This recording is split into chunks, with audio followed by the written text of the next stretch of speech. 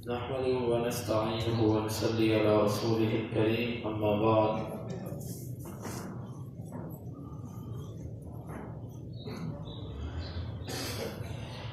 پیچھے جو حدیث گزری تھی کہ ایک عورت آئی خثعم قبیلے سے اور اس نے رسول اللہ صلی اللہ علیہ وسلم سے پوچھا کہ میرا والد وہ بوڑھا ہو چکا ہے، وہ سواری پر نہیں بیٹھ سکتا، کیا میں اس کی طرف سے حج کروں؟ اس ساری حدیث سے یہ بات بھی معلوم ہوتی ہے کہ انسان کے پاس صرف اور صرف سواری اور پیسے ہونا ہی کافی نہیں ہوتا، بلکہ اس کے ساتھ ساتھ بہت اہم چیز جو انسان کے لیے ہے کہ وہ اس کے اندر طاقت بھی ہو سفر کرنے کی۔ بعض دفعہ انسان کے پاس پیسے ہیں، سواری ہے، وسائل ہیں، لیکن جسم میں اتنی طاقت نہیں کہ وہ حج کر سکے۔ اگر ایسی کیفیت ہو جسم میں حج کرنے کی طاقت بھی نہیں تو پھر ایسی صورت میں انسان حج نہ کرے بلکہ کسی کو اپنی طرف سے نائب بنا لے۔ یعنی کہ یہ چند شرطیں بنتی ہیں۔ نمبر ایک، انسان کے پاس اتنے پیسے ہوں، آج کے دور میں سواری کی بات نہیں کی جا سکتی، اتنے پیسے ہوں کہ وہ سواری کا خرچہ اٹھا سکے آنے جانے کا، اور دوسرا اتنے پیسے ہوں کہ وہ جن کی کفالت کر رہا ہے ان کو خرچہ دے کر جائے تاکہ اس کے آنے تک وہ لوگ ان چیزوں کو، پیسوں کو استعمال کرتے رہیں، اور تیسرا اس بندے کے جسم میں اتنی طاقت ہو کہ وہ سواری پر بیٹھ سکتا ہو، سفر کر سکتا ہو۔ اگر وہ سفر نہیں کر سکتا پھر اور پیسے اس کے پاس ہیں، اس کا یہ مطلب نہیں کہ اس پر حج فرض نہیں رہا، پھر حج اس پر فرض ہے لیکن وہ کسی اور کو اپنی طرف سے حج کروائے گا۔ اس طرح کہ یہاں پر اس بوڑھے آدمی کے اندر طاقت نہیں تھی کہ وہ حج کرنے کے لیے آتا، تو اس کی بیٹی حج کرنے کے لیے اس کی طرف سے آئی۔ اگر انسان کے اپنے جسم میں طاقت نہیں پھر وہ کسی کو اپنی طرف سے اپنے پیسوں کے ساتھ بھیجے کہ لے میرا مال لے جا، میرے مال پر میرے اوپر حج فرض تھا، میرے جسم میں بیماری ہے، تکلیف ہے، کمزوری ہے، میرا جسم تو نہیں جا سکتا لیکن میرا مال حاضر ہے، کیونکہ حج جو ہے یہ مالی اور بدنی دو عبادتوں کا مجموعہ ہے۔ تو اس اعتبار سے ایک جسم میں، یعنی کہ جسم میں تو عذر ہے لیکن مال کے اندر کوئی عذر نہیں، اس لیے اپنا مال وہ لگائے گا، کسی کو اپنی طرف سے حج کے لیے بھیجے گا۔ باب قول اللہ تعالی یأتوک رجالا وعلی کل ضامر یأتین من کل فج عمیق۔ یہ ہے اللہ تعالیٰ کے اس قول کی وضاحت کے بارے میں کہ وہ آئیں گے تیرے پاس پیدل چلتے ہوئے، وعلی کل ضامر، اور ہر سواری پر، یأتین من کل فج عمیق، ہر تنگ اور دور دراز کے رستے سے وہ آئیں گے، لیشہدوا منافع لہم، تاکہ وہ اپنی تجارت کو بھی حاضر ہو سکے، فجاجا الطرق الواسعہ۔ امام بخاری فرماتے ہیں کہ فجاج کا معنی ہوتا ہے کھلے رستے، وسیع رستے۔ یہ آیت وہی ہے کہ جب ابراہیم علیہ السلام نے بیت اللہ بنایا تو اللہ رب العزت نے فرمایا کہ اذن فی الناس بالحج، ابراہیم اب لوگوں میں حج کا اعلان کر دو۔ ابراہیم علیہ السلام کو اللہ تعالیٰ نے پھر یہ فرمایا کہ جب آپ حج کا اعلان کرو گے تو لوگ ہر تنگ رستے سے، ہر قریب سے، پیدل سوار، ہر حالت کے اندر آئیں گے۔ چنانچہ اس وقت جب وہاں پر کوئی نہیں تھا، ابراہیم علیہ السلام نے وہ حج کی اعلان کیا، اللہ رب العزت نے ان کی آواز کو اونچایا، اتنا پھیلایا کہ عالم ارواح کے اندر بھی جن روحوں نے، بلکہ اپنے ماؤں کے پیٹوں میں اور باپوں کی پشتوں میں جنہوں نے لبیک کہا، وہ آج بھی اور تا قیامت وہ حج یا عمرہ کرنے کے لیے جائیں گے، اور جنہوں نے لبیک نہیں کہا وہ نہیں جا سکتے۔ یہ اللہ رب العزت نے فرمایا کہ وہ آئیں گے، لیشہدوا منافع لہم۔ اس میں ایک دوسرے مقصد کی طرف اشارہ کیا، وہ یہ ہے کہ حج کے موقع پر اگر کوئی جاتا ہے وہاں پر جا کر وہ تجارت بھی کر دیتا ہے، بس یہاں سے کوئی چیز لے جاتا ہے کہ میں اس کو بیچ کے دوبارہ اتنے پیسے کما سکوں کہ پھر میں حج کرنے کے لیے چلا جاؤں، یہ ایسا کوئی معاملہ وہ کرتا ہے تو یہ جائز ہے، اس میں کوئی حرج نہیں، بلکہ وہ ایک عالمی منڈی ہے بہت بڑی، جہاں حج کا فریضہ ادا ہوتا ہے وہاں پر تجارت کے اعتبار سے بھی دنیا کے ہر طرف سے وہاں پر تاجر اور چیزیں آتی ہیں، خرید و فروخت کرنا بھی یہ جائز ہے۔ امام بخاری رحمہ اللہ کہتے ہیں کہ ہمیں بیان کیا احمد بن عیسیٰ نے، وہ کہتے ہیں ہمیں بیان کیا ابن وہب نے، و یونس سے، و ابن شہاب سے، کہ سالم بن عبداللہ بن عمر کہتے ہیں کہ ان کو خبر دی ان کے والد عبداللہ بن عمر رضی اللہ عنہ نے، وہ کہتے ہیں رأیت رسول اللہ صلی اللہ علیہ وسلم یرکب راحلتہ بذی الحلیفہ، میں نے دیکھا رسول اللہ صلی اللہ علیہ وسلم اپنی سواری پر ذی الحلیفہ سے سوار ہوئے، ثم یحل، پھر آپ تلبیہ کہہ رہے تھے، حین تستوی بہ قائمہ، جب وہ آپ کو لے کر بالکل سیدھی کھڑی ہو گئی۔ ذی الحلیفہ یہ میقات ہے۔ میقات کس کو کہتے ہیں؟ میقات وہ جگہ جہاں پر انسان جا کر احرام باندھتا ہے اور پھر حرم کی حدود کے اندر داخل ہوتا ہے، یعنی کہ شریعت نے پابند کیا ہے کہ اگر تم نے حج یا عمرہ کرنے کے لیے مکہ کی طرف قصد کرنا ہے تو تم میقات سے احرام باندھے بغیر اندر نہیں آ سکتے۔ اگر تم اندر چلے گئے تو پھر تمہارے لیے احکامات کچھ اور ہیں، وہ جرمانے کی صورت ہے، یا وہ تمہارے واپس آ کر دوبارہ احرام باندھنے کی صورت ہے۔ جو بندہ حج یا عمرہ کرنا چاہے، شریعت نے چاروں طرف سے مکے کے میقات مقرر کر دیے ہیں۔ ہر جانب سے آنے والے علاقوں کے لیے ایک میقات ہے۔ پاکستان سے جو حاجی جاتے ہیں ان کے لیے پاکستان، ہندوستان اور یہ ایران اور افغانستان اور یہ سب بنگلہ دیش، ہم سب کے لیے جو میقات ہے اس کا نام ہے یلملم۔ اور مدینے والوں کے لیے اور اس جہت سے جتنے لوگ جائیں گے ان کے لیے میقات ہے ذو الحلیفہ۔ نبی صلی اللہ علیہ وسلم چونکہ ذو الحلیفہ مدینے سے نکلے تھے، آپ کا میقات بنتا تھا ذو الحلیفہ، تو آپ نے ذو الحلیفہ مقام پر جا کر احرام باندھا۔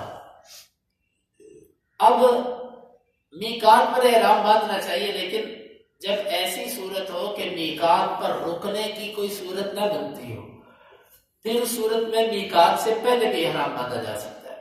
جس طرح ہمارے لوگ حج کرنے کے لیے جاتے ہیں تو وہ ایئرپورٹ سے یا اپنے گھر سے احرام باندھ لیتے ہیں۔ اس کی وجہ یہ ہے کہ جہاز میقات پر رکتا نہیں بلکہ میقات سے اوپر سے گزر جاتا ہے، حرم کی حدود کے اندر، یعنی کہ وہ میقات گزر کر وہ آگے رکتا ہے، تو اس لیے پہلے ہی احرام باندھ لیا جاتا ہے، کیونکہ حج کے اندر سارے لوگ اٹھ کر احرام باندھنا بڑا مشکل کام ہوتا ہے، اس لیے کہا جاتا ہے ایئرپورٹ سے باندھ لیں یا گھر سے باندھ لیں۔ باقی اگر کوئی بندہ جان بوجھ کر اس کے پاس میقات پر رکنے کی طاقت ہو، گاڑی میقات پر رکتی ہو اور وہ جان بوجھ کر نہ رکے، گھر سے باندھ کے چلا جائے کہ وہاں کیا باندھنا ہے، تو اس کے بارے میں اہل علم اس کے خلاف ہے۔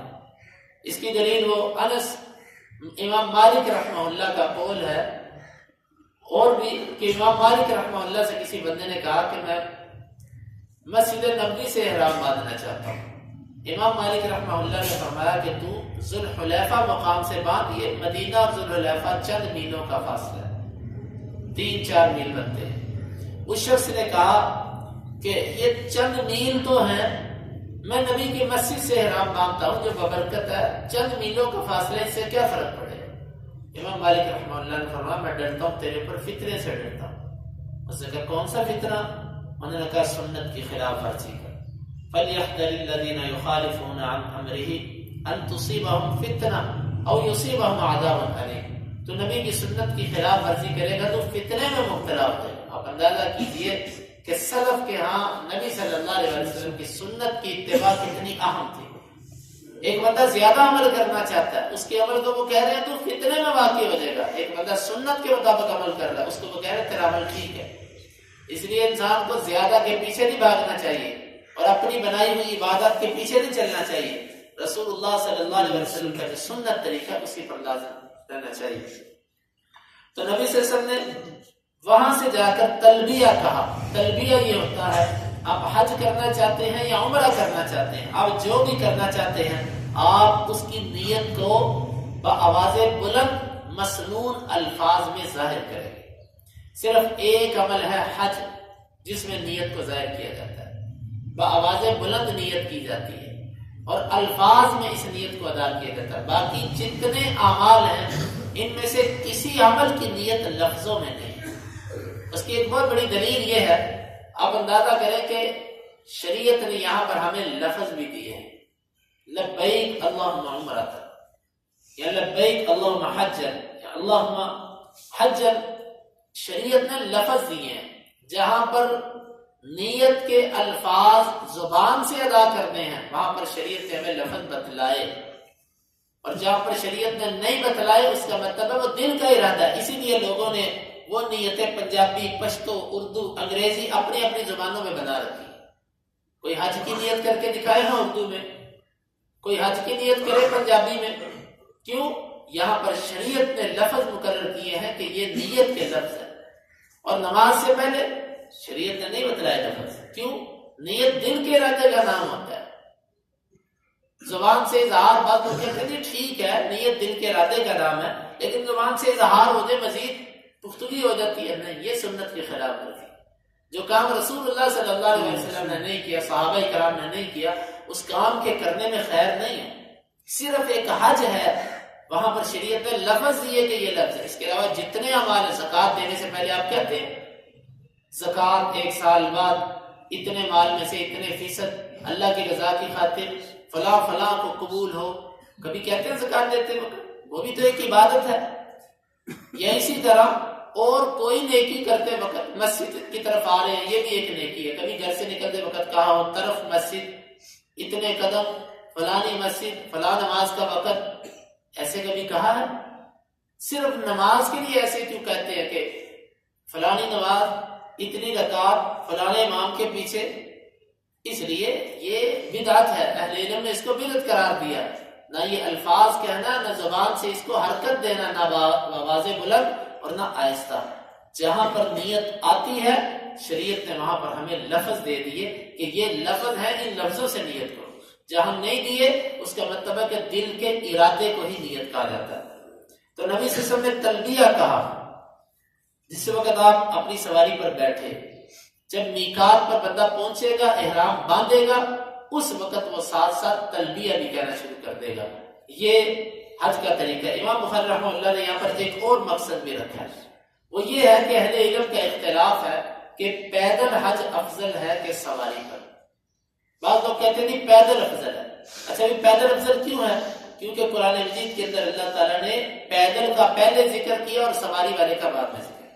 امام بخاری رحمہ اللہ سے نظریے پر رد کر رہے کہ اگر پیدل افضل ہوتا تو رسول اللہ صلی اللہ علیہ وسلم بھی پیدل کرتے، سواری پر نہ کرتے۔ سواری والی حدیث لا کر یہ رد ثابت کیا کہ سواری پر حج کرنا افضل ہے، کیونکہ اس میں آسانی ہے، جسم کے لیے نرمی ہے۔ جس طرح ایک آدمی پیدل چل کے جا رہا تھا حج کرنے کے لیے، اس کے پاس اس کی سواری تھی، آپ نے فرمایا سوار ہو جا۔ اس نے کہا یہ بدنہ ہے۔ بدنہ اس اونٹ کو کہتے ہیں کہ جس کو حج کے موقع پر مینا میں ذبح کیا جاتا ہے۔ آپ نے پھر اس کو فرمایا سوار ہو جا۔ اس نے کہا یہ بدنہ ہے، یہ ذبح کے لیے، میں اس پر سوار کیسے ہو جاؤں؟ آپ نے تیسری دفعہ فرمایا، اس نے یہ کہا، آپ نے فرمایا ویلک ارکب، تیرے لیے ہلاکت ہو، تو سوار ہو جا۔ میں تجھے کہہ رہا ہوں سوار، اور تو کہہ رہا ہے یہ بدنہ ہے، بدنہ ہے، بدنہ ہے۔ یعنی کہ اپنے جسم کو سکون پہنچانا، آرام دہ عبادت کرنا، یہ شریعت کو پسند ہے۔ محض مشقت میں اپنے آپ کو ڈال دینا یہ پسندیدہ نہیں ہے۔ ہاں یہاں پر تقسیم بات اہل علم نے کی ہے، جو مکے کا رہنے والا، قریب کا رہنے والا، جس کے لیے چل کے جانا آسان ہے، اس بندے کے لیے بہتر ہے کہ وہ سواری پر جانے سے کی بجائے پیدل چل کے جائے۔ جس طرح مسجد کے جو اتنا قریب ہے کہ وہ پیدل آ سکتا ہے، اس کے لیے افضل یہ ہے کہ وہ پیدل ہے، سواری پر نہ ہے۔ تو یہی صورت حج کی ہے، جو پیدل آ سکتا ہے اس کے لیے پیدل افضل ہے، جس کا گھر دور ہے اس کے لیے سواری پر چل کے آنا یہ افضل ہے۔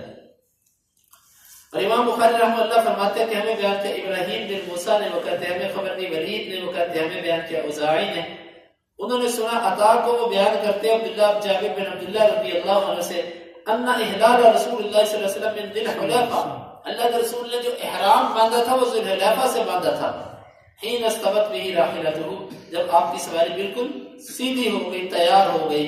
اور اس بات کو انس اور ابن عباس رضی اللہ عنہ نے بیان کیا۔ اللہ رب العزت سے دعا ہے کہ وہ کتاب و سنت کو سمجھنے کی اور اس پر عمل کی توفیق عطا فرمائے. اللهم انفعنا بما علمتنا وعلمنا ما ينفعنا وزدنا علما. اللهم اقسم لنا من خشيتك ما يحول بيننا وبين معصيتك ومن طاعتك ما تبلغنا به جنتك ومن اليقين ما تهون به علينا مصائب الدنيا. متعنا اللهم بأسماعنا وأبصارنا وقوتنا أبدا ما أحييتنا واجعله الوارث منا واجعل ثارنا على من ظلمنا ولا تجعل مصيبتنا في ديننا ولا تجعل الدنيا أكبر همنا ولا مبلغ علمنا ولا تسلط علينا من لا يرحمنا. وآخر دعوانا أن الحمد لله رب العالمين.